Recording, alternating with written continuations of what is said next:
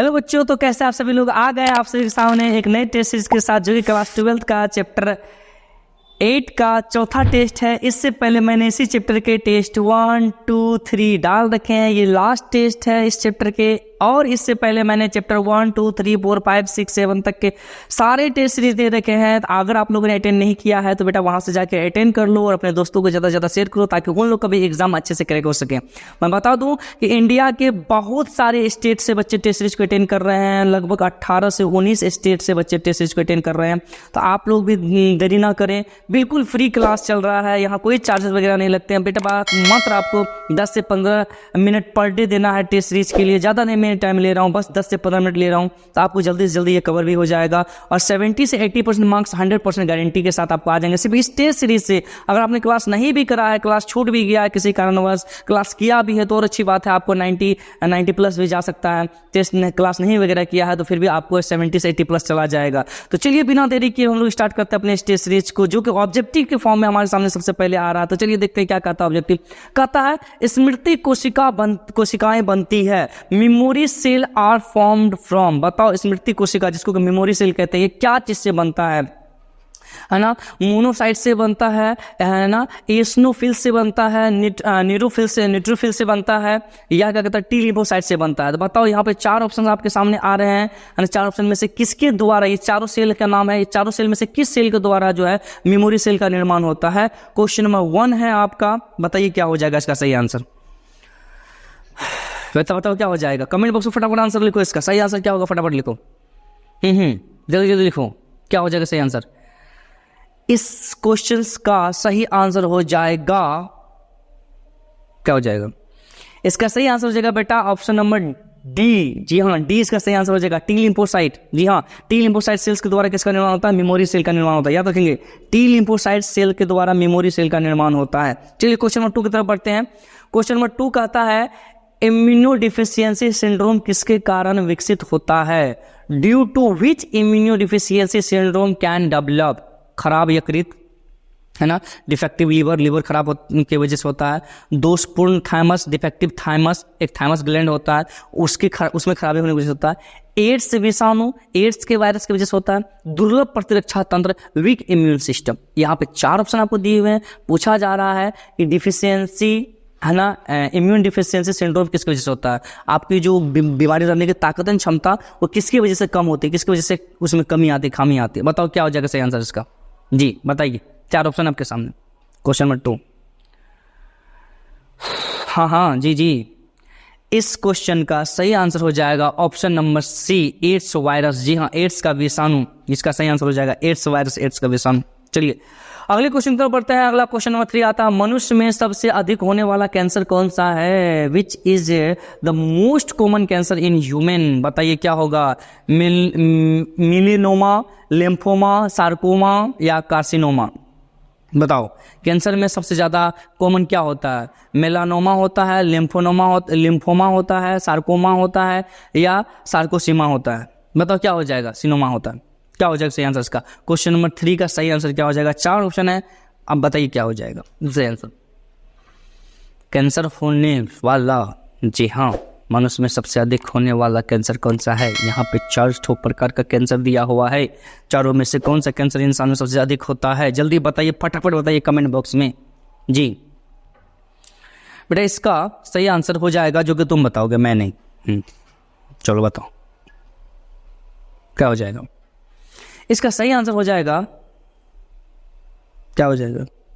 Option number D. जी हाँ, carcinoma इसका सही आंसर हो जाएगा। ये कैंसर अधिकतर इंसानों में होता है। ठीक है, चलिए क्वेश्चन नंबर 4 की तरफ बढ़ते हैं। कहता है निष्क्रिय प्रतिरक्षा को प्राप्त किया जा सकता है निवेशित करके। ठीक है, passive immunity can be achieved by investing in टीकाकरण, एंटीजन, प्रतिजैविक antibodies, vaccination, antigen, antibiotics, antibodies. बताओ बेटा पैसिव इम्यूनिटी किसके द्वारा हम लोग प्राप्त कर सकते हैं या डेवलप करवा सकते हैं? आपके पास 4 ऑप्शन दिया हुआ है। वैक्सीनेशन द्वारा, एंटीजन द्वारा, प्रतिजैविक एंटीबायोटिक द्वारा, एंटीबॉडीज के द्वारा। किसके द्वारा? आपको 4 ऑप्शन है कि आपको डेवलप करवाना है निष्क्रिय प्रतिरक्षा को, पैसिव इम्यूनिटी को। तो कैसे डेवलप कराएंगे? क्वेश्चन पूछा जा रहा है, फटाफट बताओ क्या होगा। इसके लेक्चरशिप में मैंने दे रखा, क्लास में लेक्चरशिप दिया तो वहाँ भी दे रखा था, ठीक है। और मैं आपको हर एक टेस्ट सीरीज में ये बार बार पूछता हूँ, बेटा अगर किसी टॉपिक आपको कोई छूट गया या कोई टॉपिक नहीं समझ में आ रहा है क्लास 11th या 12th के, तो आप उससे हमें कमेंट बॉक्स में बताएंगे कि सर मेरा ये टॉपिक नहीं समझ में आ रहा है, इस टॉपिक की वीडियो बना दो, तो मैं एक अच्छा लेक्चरशिप वाला वीडियो बना दूंगा, बिल्कुल फ्री होगा, उसके लिए कोई चार्ज वगैरह नहीं लगेगा, ठीक है। आप कमेंट बॉक्स में बताओगे तभी तो। चलिए बताइए इसका सही आंसर क्या हो जाएगा। क्वेश्चन नंबर 4 का सही आंसर, बेटा क्वेश्चन नंबर 4 का सही आंसर हो जाएगा आपको एंटीबॉडीज। डी नंबर में टिक आउट कर लो बेटा, एंटीबॉडीज डी नंबर में। जी हाँ, पैसिव इम्यूनिटी आपको एंटीबॉडीज से मिलेगा, टिक कर लो डी नंबर में। चलिए क्वेश्चन 5 आ जाता है सामने। मलेरिया परजीवी के संक्रमण की मुख्य अवस्था क्या है? Trophozoites, sporozoites, merozoites, cryptozoites. What is the main stage of infection of malaria parasite? Malaria parasite जो फैलता है उसका मेन लक्षण क्या है फैलने का? ट्रोफोजोइट्स है, स्पोरोजोइट्स है, मीरोजोइट्स है या क्रिप्टोजोइट्स है? क्या हो जाएगा सही आंसर? बताओ फटाफट बताओ जी। क्वेश्चन नंबर 5 का सही आंसर क्या हो जाएगा बेटा? क्वेश्चन नंबर 5 का सही आंसर जल्दी बताओ क्या हो जाएगा, क्या हो जाएगा? इसका सही आंसर हो जाएगा ऑप्शन नंबर, तुम बताओगे क्या हो जाएगा, मैं क्यों बताऊंगा? ये जल्दी बताओ क्या हो जाएगा सही आंसर इसका।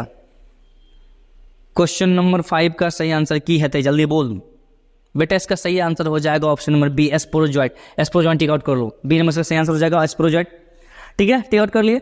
अब अगला क्वेश्चन आ रहा है, दवा कितने प्रकार के होते हैं? How many types of medicine, मतलब ड्रग्स के बारे में पूछा जा रहा है, मेडिसिन है कोई दिक्कत नहीं, ड्रग्स आप लिख सकते हैं। How many types of medicine are there? दवा कितने प्रकार के होते हैं, ड्रग्स कितने प्रकार के होते हैं? 1, 2, 3 या अनेक? 1, 2, 3 या मेनी? बताओ। क्वेश्चन नंबर 6 कितना सिंपल क्वेश्चन है, मेडिसिन कितने प्रकार के, ड्रग्स कितने प्रकार के होते हैं? बताओ क्या हो जाएगा, कितने प्रकार के? मैंने बताया था कितने प्रकार के होते हैं, 2 प्रकार के होते हैं। Option number B tick out कर लो बेटा, 2 प्रकार के होते हैं, option number B tick out करो, 2 प्रकार के होते हैं। चलिए अगले क्वेश्चन की तरफ बढ़ रहा है। अगला क्वेश्चन नंबर 7 आ रहा है, संयोजी उत्तक में होने वाले कैंसर को क्या कहा जाता है? What is the cancer that occurs in the connective tissue called? हमारे कनेक्टिव टिश्यू में, हमारे संयोजी उत्तक में जो कैंसर होता है उसे क्या कहते हैं? उस प्रकार के कैंसर को सार्कोमा कहते हैं, लिम्फोमा कहते हैं, कार्सिनोमा कहते हैं, ल्यूकेमिया कहते हैं? बताओ बेटा क्या कहते हैं, है ना? सार्कोमा कहते हैं, लिम्फोमा कहते हैं, है ना, कार्सिनोमा कहते हैं या ल्यूकेमिया कहते हैं? क्या कहते हैं फटाफट बताओ। आपके पास 4 ऑप्शन है कि हमारे कनेक्टिव टिश्यू में होने वाले बीमारी कैंसर को क्या कहा जाता है। क्वेश्चन नंबर 7 का सही आंसर क्या हो जाएगा, जल्दी बताओ बेटा। हमारे कनेक्टिव टिश्यू में होने वाले कैंसर को क्या कहते हैं? आंसर हो जाएगा, तुम बताओगे पहले। इसका सही आंसर हो जाएगा ऑप्शन नंबर सी, कार्सिनोमा। जी हाँ, कार्सिनोमा कहते हैं। ऑप्शन नंबर सी में टिक आउट कर लीजिए, हमारे कनेक्टिव टिश्यू में होने वाले कैंसर को कार्सिनोमा कहते हैं। चलिए अगला क्वेश्चन नंबर 8 आ रहा है, कहता है विषाणु संक्रमित कोशिकाएं निम्नलिखित में से कौन सा प्रोटीन स्रावित करती है ना? Which of the following protein are secreted by virus infected cells? जी हाँ बताइए, विषाणु संक्रमित कोशिकाएं निम्न में से कौन सा प्रोटीन स्रावित है? वैसे सेल जो वायरस से इन्फेक्ट हो चुके हैं, जिसमें वायरस एंट्री मार चुका है, उस प्रकार के सेल किस तरह के प्रोटीन निकालते हैं? आपके पास 4 ऑप्शन है, 4 ऑप्शन में से कौन से आंसर होगा फटाफट बताओ। इंटरल्यूकिन होगा, इंटरफेरॉन होगा, ट्यूमर नेक्रोसिस फैक्टर होगा या इनमें से सभी होगा? फटाफट बताओ क्या सही आंसर हो जाएगा। किस प्रकार का प्रोटीन निकलता है उस सेल से जिस सेल में वायरस ने एंट्री मारा है? जी हाँ, क्वेश्चन नंबर 8 का सही आंसर क्या हो जाएगा फटाफट बताओ, जल्दी जल्दी बताओ। क्वेश्चन नंबर 8 का सही आंसर हो जाएगा ऑप्शन नंबर बी। जी हाँ, इंटरफेरॉन। इंटरफेरॉन नाम का प्रोटीन निकलता है इससे। चलिए समझ में आ गया, ऑप्शन नंबर बी में टिक आउट कर लीजिए। अगला क्वेश्चन तो पढ़ो, क्वेश्चन नंबर 9 का था लिम्फोसाइट के ऊपर क्या रहता है बेटा? लिम्फोसाइट के ऊपर क्या होता है? IgG, IgM, IgD, IgE, ठीक है।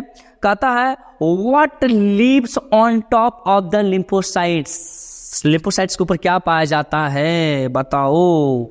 IgG immunoglobulin gamma, IgM immunoglobulin mu, IgD immunoglobulin delta, IgE immunoglobulin epsilon. कौन सा एंटीबॉडी पाया जाता है उसके ऊपर? फटाफट बताओ।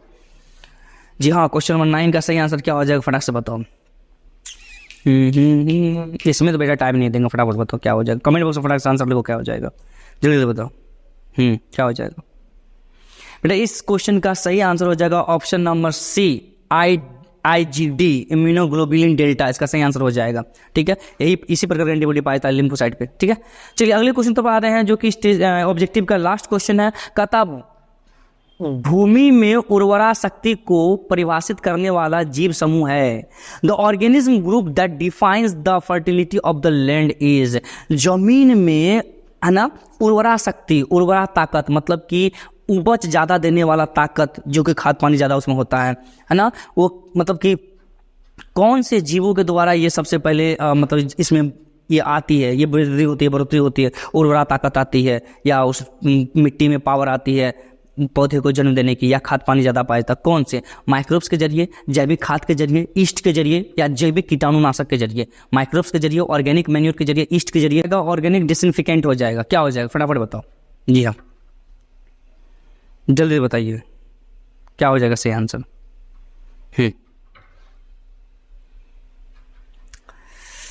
बेटा क्वेश्चन नंबर 10 का सही आंसर हो जाएगा option number B, organic manure. जैविक खाद डालेंगे तभी तो खेत की उर्वरा शक्ति बढ़ेगी, तभी तो उसके अंदर जो ताकत आएगा नए पौधे को जन्म देने का।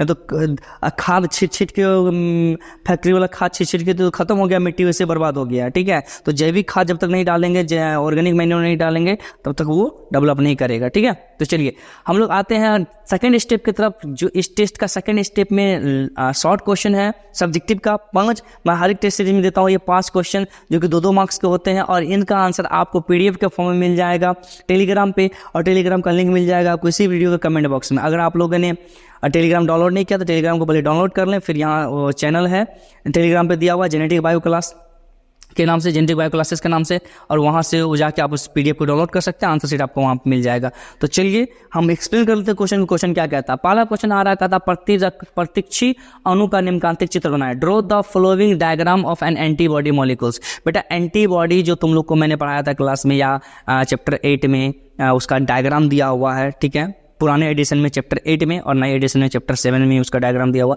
तो एक बार उसे आप लोग देख लेंगे, उस डायग्राम को ड्रॉ कर देना है एंटीबॉडी का।